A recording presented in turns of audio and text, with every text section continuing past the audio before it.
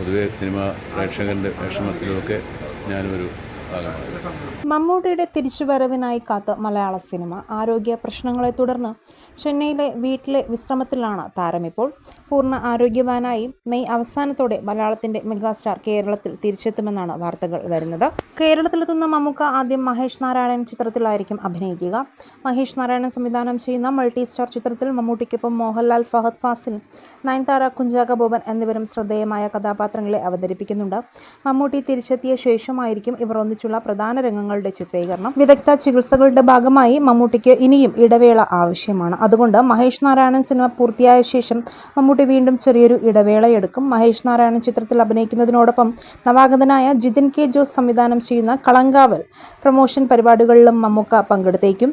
June അവസാനത്തോടെ ജൂലൈയിലോ ഈ ചിത്രം തിയേറ്ററുകളിലെത്തിക്കാനാണ് തീരുമാനം. പോസ്റ്റ് പ്രൊഡക്ഷൻ വർക്കുകളൊക്കെ പൂർത്തിയായിക്കൊണ്ടിരിക്കുകയാണ്.